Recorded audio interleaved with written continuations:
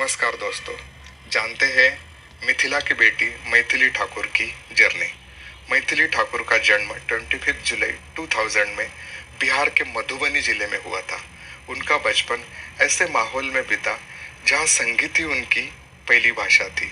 सुना है मैथिली जब 4 साल की थी जब भी उनकी संगीत की शिक्षा शुरू हुई थी। प्रारंभिक शिक्षा उन्हें अपने दादाजी से मिली। उनके पिताजी रमेश ठाकुर शास्त्रीय संगीत के जानकार थे। मैथिली की प्रतिभा देखते हुए उनके पिताजी ने परिवार को दिल्ली के पास द्वारका में स्थलांतरित किया।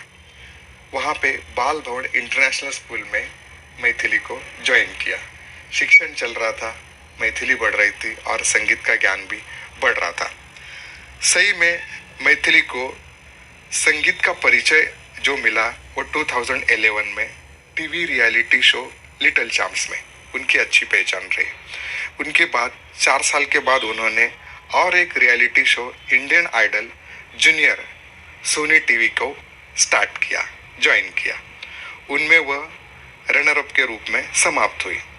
उन्हीं शो के माध्यम से उन्हें अधिक लोकप्रियता मिली। धीरे धीरे उनकी प्रसिद्धि राइजिंग स्टार के सीजन 1 तक गई। मैथिली को शो की पहली फाइनलिस्ट थी। शो के बाद उनकी इंटरनेट लोकप्रियता बढ़ गई। यूट्यूब और फेसबुक पे उनके बहुत सारे गाने आने लगे और हर एक गाने में उनके साथ हमेशा उनके छोटे दोनों भाई रहा करते थे। एक था ऋषभ और एक था अयाची।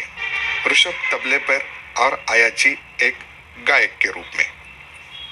मैथिली और उनके दोनों भाइयों को चुनाव आयोग द्वारा मधुबनी में ब्रांड एम्बेसडर बनाया गया था। मैथिली को बहुत सारे अवार्ड मिले गाने में।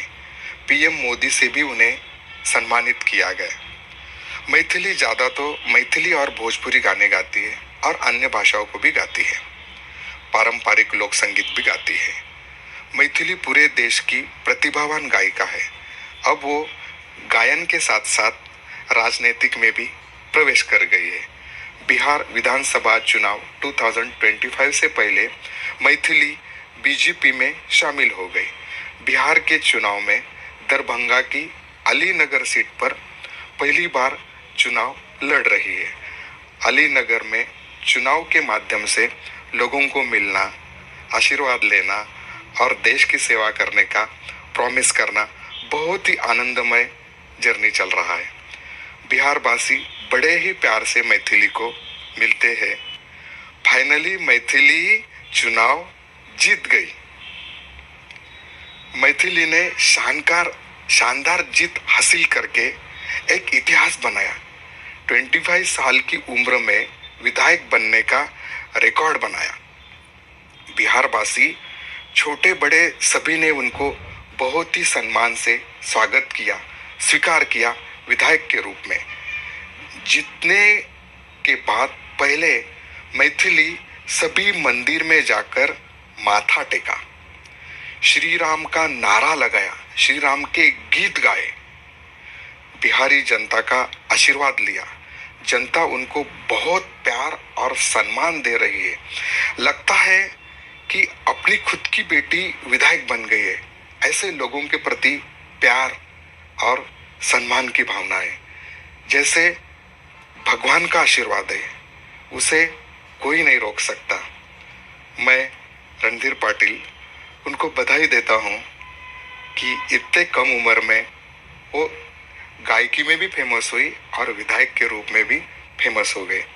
उनकी आने वाली आगे की जर्नी संगीत की हो या विधायक के रूप में हो, दोनों में उनको अच्छा सभी का सपोर्ट मिले और वो भी अच्छा काम करे।